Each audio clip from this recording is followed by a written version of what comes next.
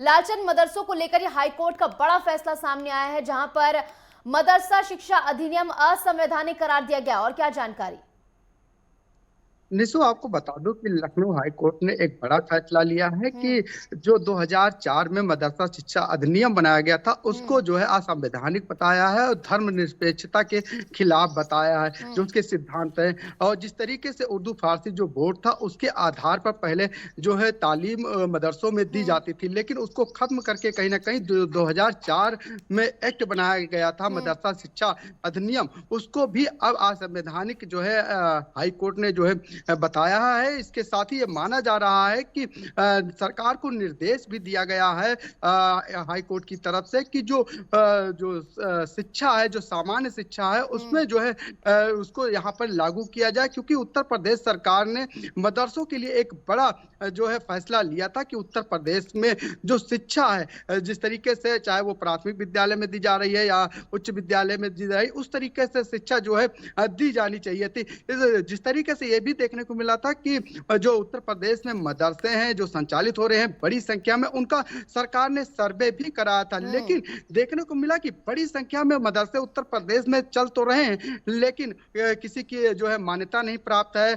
किसी का जो है ये कहा जाए गैर मान्यता प्राप्त है। ऐसे तमाम मदरसे हैं जो चल रहे हैं। अगर पूरे उत्तर प्रदेश की बात करें, पूरे उत्तर प्रदेश में 25,000 से ज्यादा जो है मदरसे हैं, लेकिन उसमें से देखने को मिला कि 8,000 के गैर मान्यता प्राप्त मदरसे हैं जिनकी मान्यता ही नहीं ली गई। सिर्फ उन्होंने एक बार रजिस्ट्रेशन कराया था, दोबारा उसका रजिस्ट्रेशन ही नहीं करा। इसके साथ ही देखने को मिल रहा है कि 16,500 जो है बोर्ड से मान्यता प्राप्त मदरसे हैं जो सरकार के जो है सहयोग से चलते हैं। तो जाहिर सी बात है, एक तरफ जहां सरकार एक हाथ में कुरान एक हाथ में लैपटॉप देने की बात कर रही है, उसको लेकर कहीं ना कहीं तमाम जो गैर मान्यता प्राप्त मदरसे हैं इस तरीके के जो है बिना नियमों के चलाए जा रहे हैं, उस पर कहीं ना कहीं जो है लगाम लगाने की कोशिश की जा सकती है, क्योंकि सरकार ने पहले ही अल्टीमेटम दे चुका है। लेकिन ये जरूर देखने को मिला है कि जिस तरीके से 2004 में जो मदरसा शिक्षा अधिनियम जो लाया गया था, वो कहीं ना कहीं पूरी तरीके से जो कहा जाए लखनऊ हाई कोर्ट ने जो है इसको असंवैधानिक और धर्मनिरपेक्षता के सिद्धांतों के खिलाफ बताया। तो जाहिर सी बात है, अब सरकार को जो निर्देश कोर्ट की तरफ से दिए गए उसको सरकार कब लागू करती है, ये देखने वाली बात होगी जी। और मदरसों के छात्रों के लिए भी हाईकोर्ट ने निर्देश जारी कर दिए हैं कि सरकारी स्कूलों में समायोजित किया जाएगा।